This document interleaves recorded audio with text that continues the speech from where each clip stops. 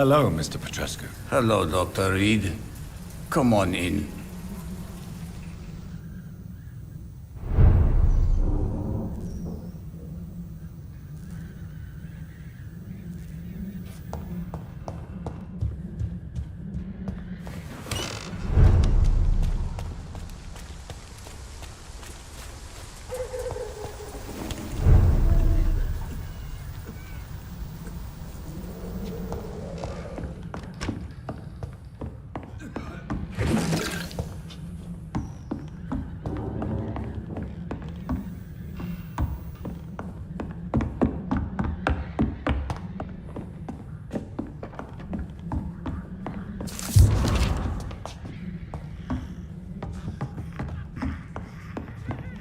I need help!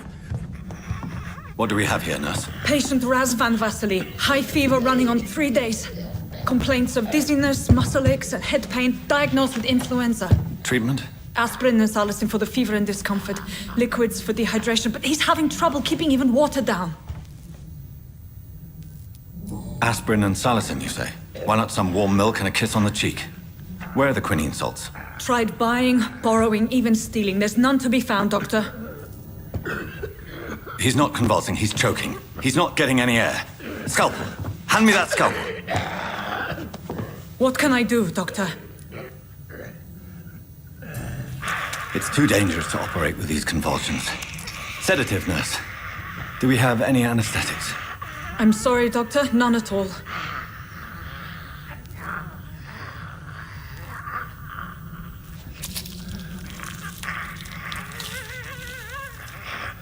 I need to perform a tracheostomy. Short pipe. That rubber tube will do. We're going to cut a passage for air through the neck. Yes, Doctor. He's breathing again, but he's coughing up blood. Internal hemorrhaging. I need to make another incision into the chest cavity to drain the fluids from the lung. Prepare another tube. A thoracostomy? Doctor, we've nothing to fight the infection. We need an aseptic environment. Right then, Nurse Crane. What do you suggest we do? I've no idea. I'm not the doctor. Time is of the essence. We need to perform a thoracic drain. Yes, Doctor.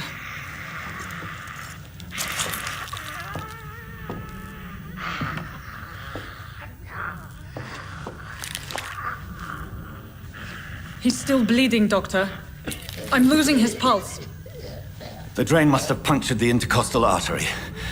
There's too much blood. Are you all right, Doctor?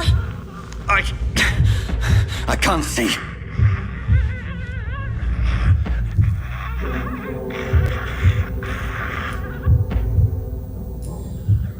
Yes. Yes. I have this, nurse. Allow me to finish the procedure alone. I need the room. I'd prefer to stay and see this through. This is my patient, Doctor. I have needle and thread for stitching the wound.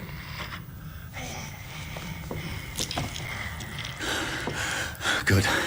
The stitches are holding. How's he doing? We're losing him. We've lost his pulse. He's dying, Doctor!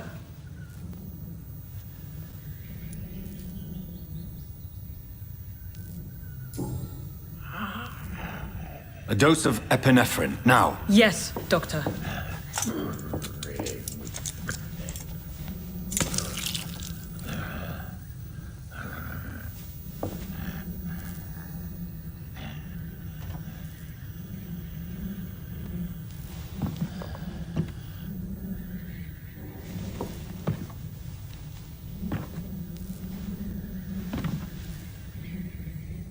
We've lost the pulse.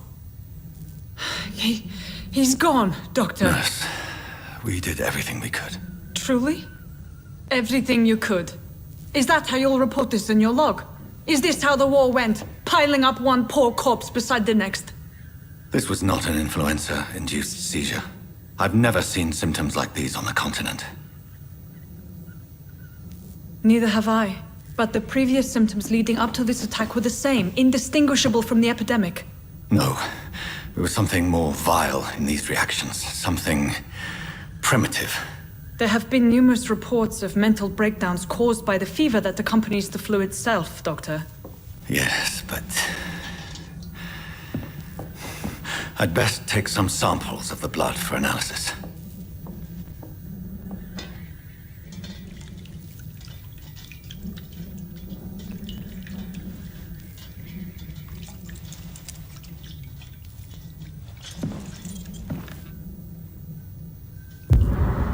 I doubt you're here to test my bedside manners. I suspect it was more than intuition alone that led you to us. So, how might I be of service, Dr. Reid?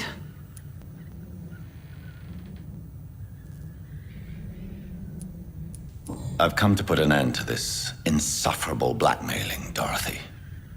Doctor, you think your warnings scare me? I've stolen and plied, blackmailed and lied, but what else am I to do? I'm all these people have. You've convinced me of the sincerity of your actions and their noble justifications. But all the same, blackmail is a crime, and it will stop, Nurse Crane. So, are you going to turn me over to the authorities?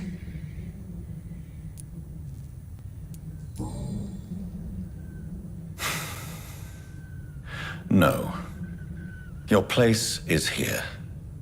Jailing you would be an even greater crime. So, here is my proposition.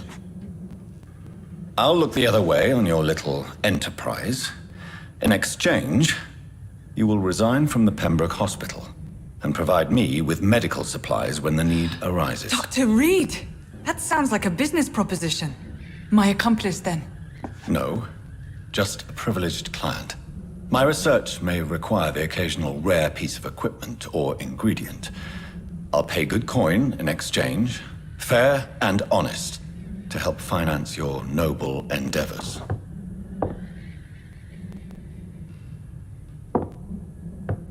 We have ourselves a deal, Doctor. Good customers are always welcome. Yes, Nurse Crane. We have a deal.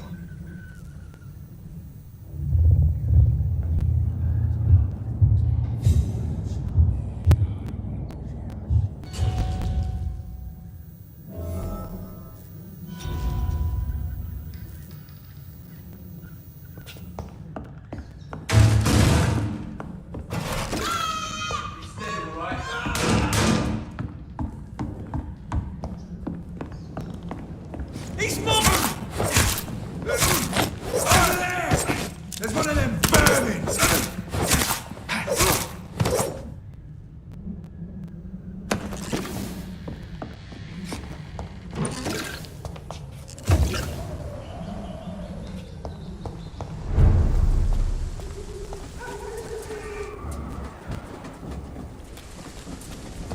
Watch yourselves! There's one of them! Fight for this!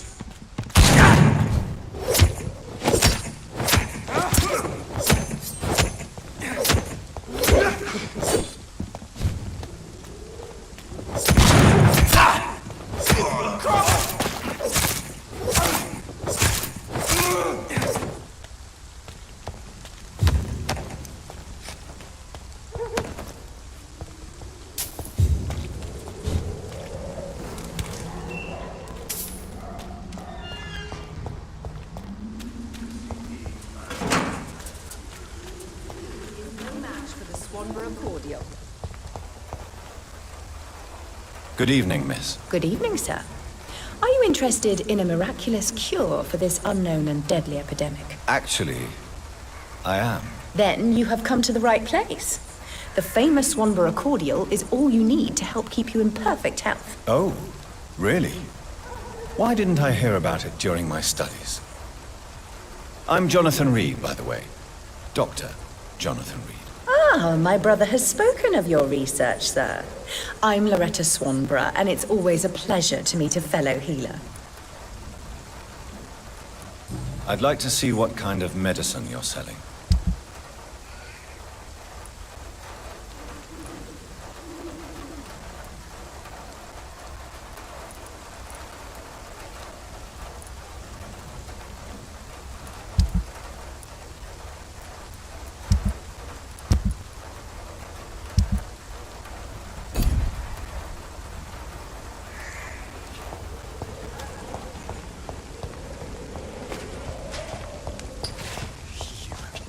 end up another drunk arsehole littering the streets.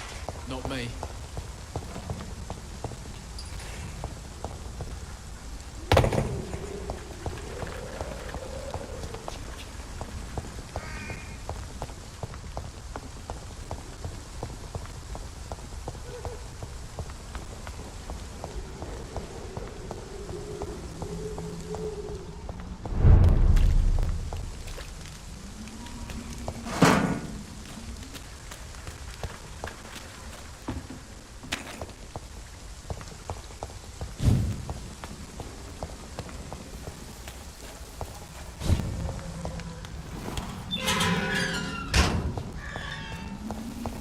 Human blood. Whoever left these marks did so deliberately.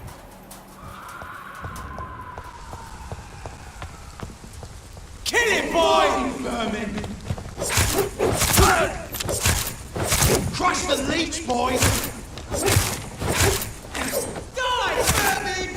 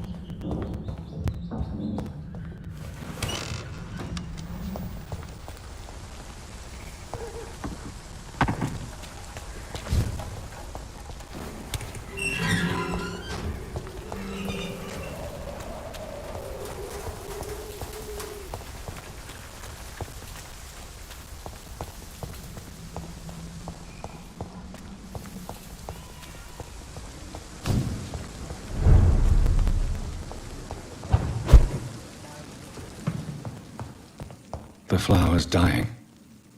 It needs water.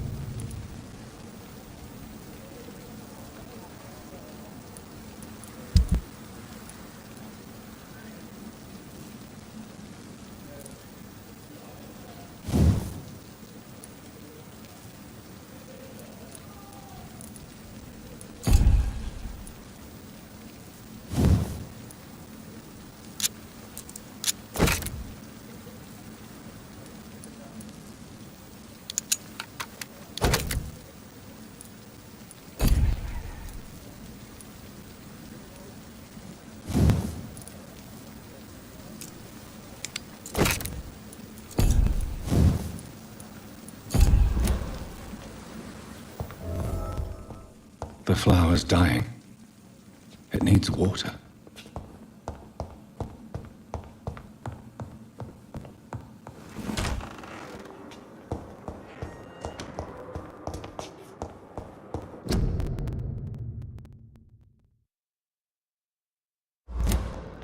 It's locked.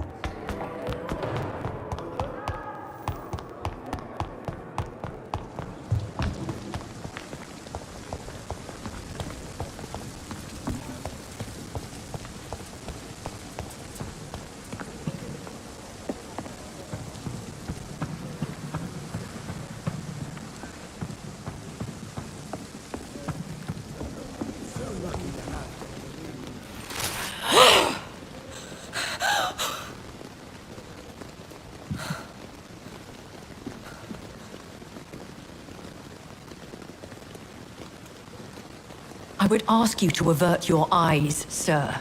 Or did you not know it was rude to stare? I knew it. Speak up, Dr. Reid. I like a man who speaks his mind. You killed him. He trusted you. And you killed him. Spare me your sarcasm, Jonathan. You are but newly born in this world. We are vampires. We live by leeching the blood from weaker prey.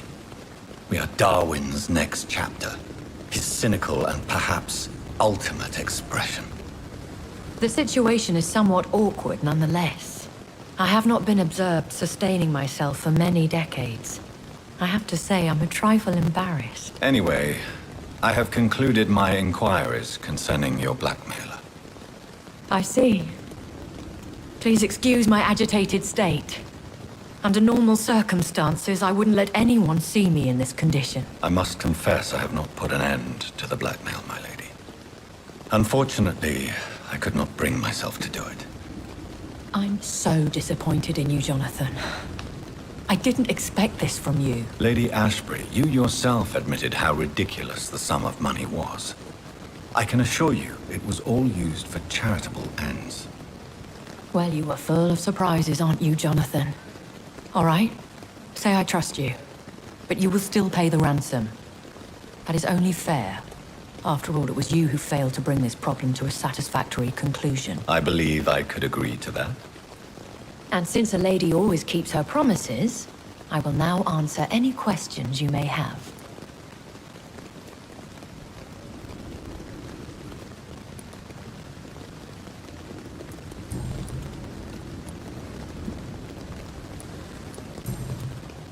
I bid you farewell. For now, my lady. I must quickly analyze the blood I took from Nurse Crane's patient.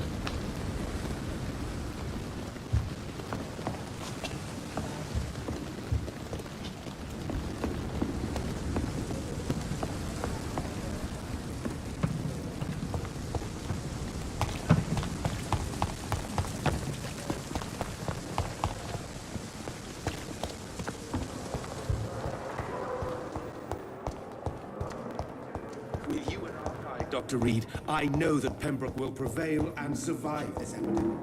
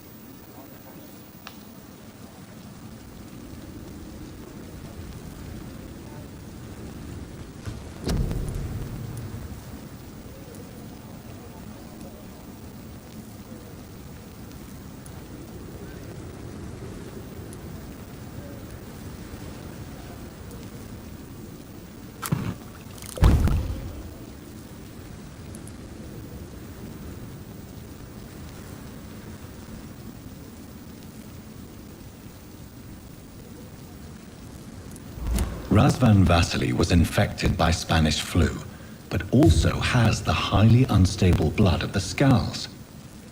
Is the London vampire epidemic transmitted through the flu? I should talk to Dr. Swansea about it.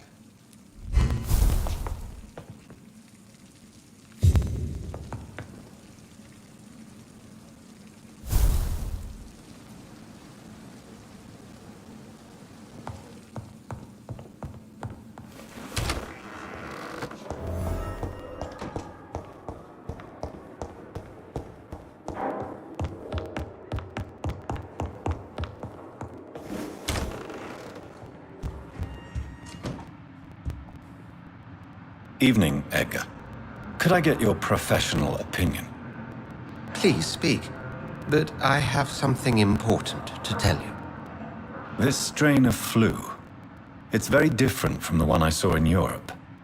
It's downright peculiar. Really? What makes you say that?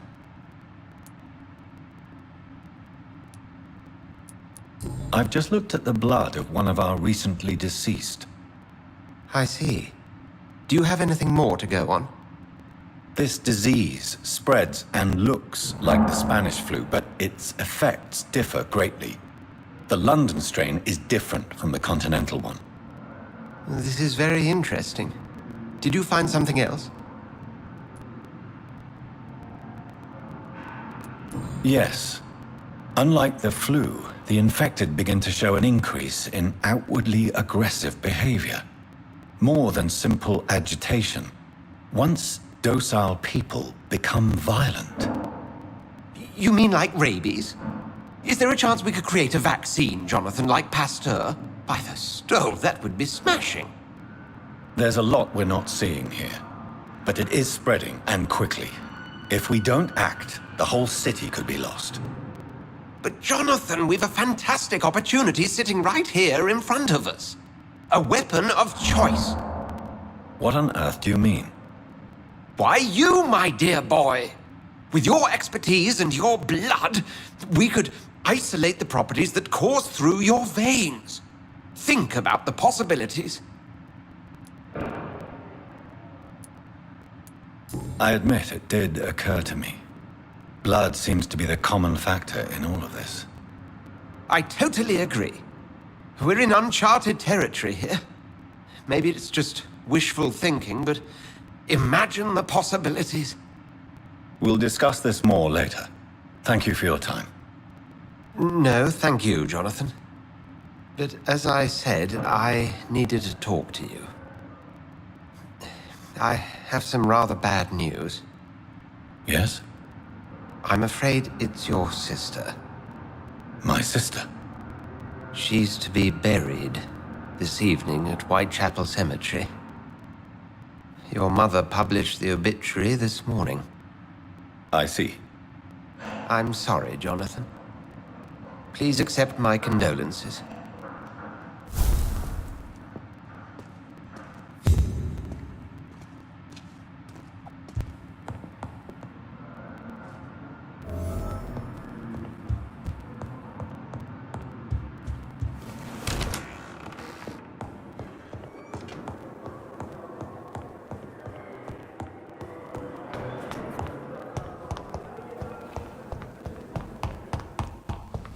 I never thought I would have to attend my murdered sister's funeral. Mary, I can't forgive myself. I'll find the truth about what happened to us. I swear.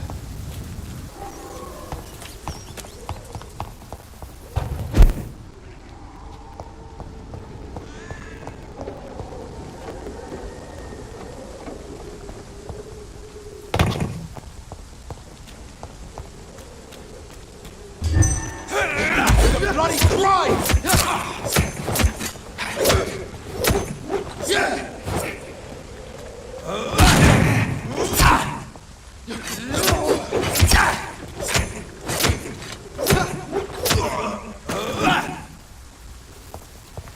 Stupid beast!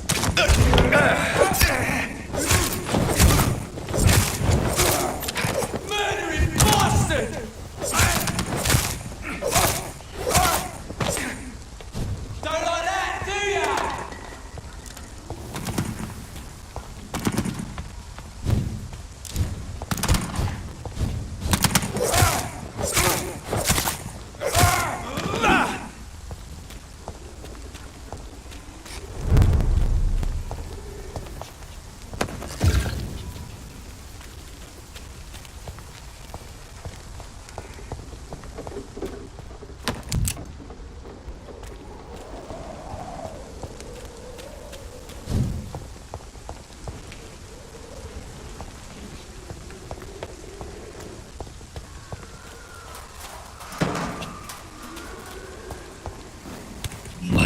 sister.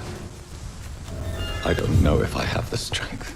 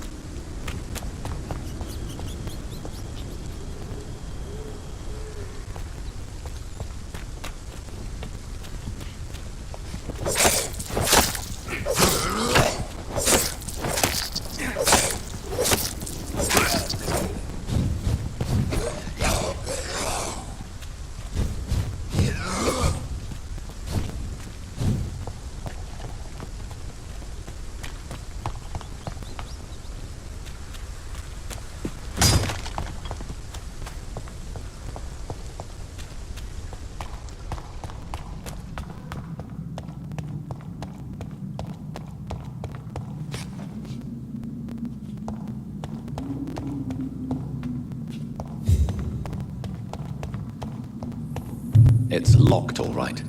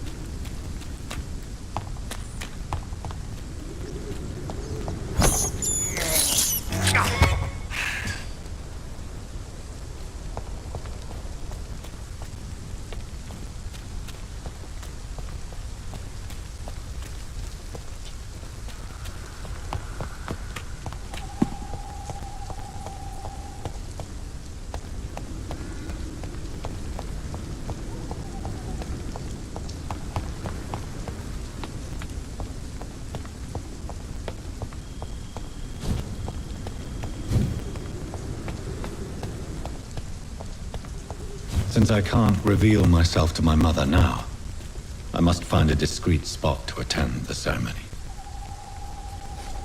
Avery, I leave you to care for my mother. I'm in no state to comfort her. My mother would die if she were to see me in this state. I must wait.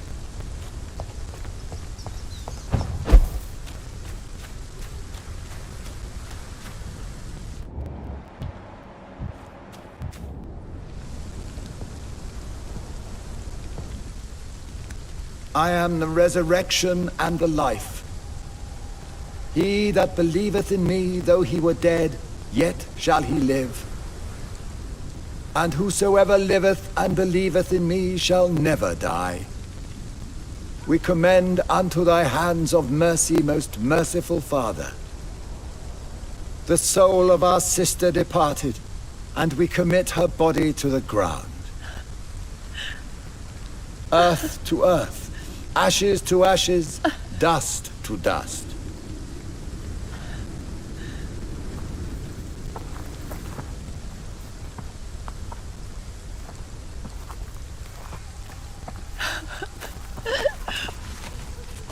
Why kill my Mary and stick her here in this cold, god-awful place. These are the legal requirements for the epidemic, madam. Oh, Avery. I feel so tired. Please take me home. Yes, madam.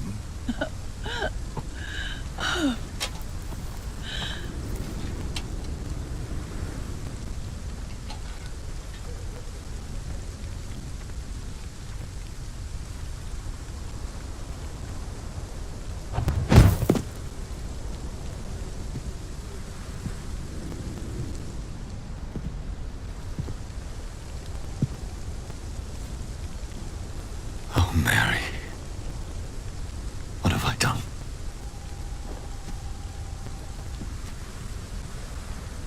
If I could only change one thing. One thing. This is a nightmare. Jonathan, there is nothing you can do but accept it.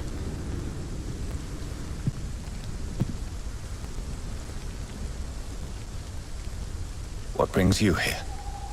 I thought you could use the company. I am so sorry for your loss, Jonathan. She was a good person. Vibrant, full of life.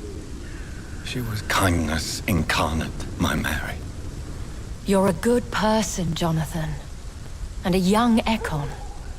A newborn cast into the night without so much as a candle to guide your way. She had been scouring the most dangerous parts of London in search of me. And it led to her death. Jonathan, don't. I still hear her last thoughts. They echo in my head. Her mind shattered, and it haunts me. Jonathan, stop. Listen carefully. You must come to terms with this. You must learn to live with what happened. How is it possible? Tell me. Is it so easy to take a life every night, and then just smile and nod at those you spared? Don't you see? You're doing the work of our enemies, feeding your remorse.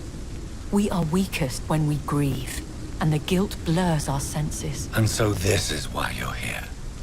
To warn me.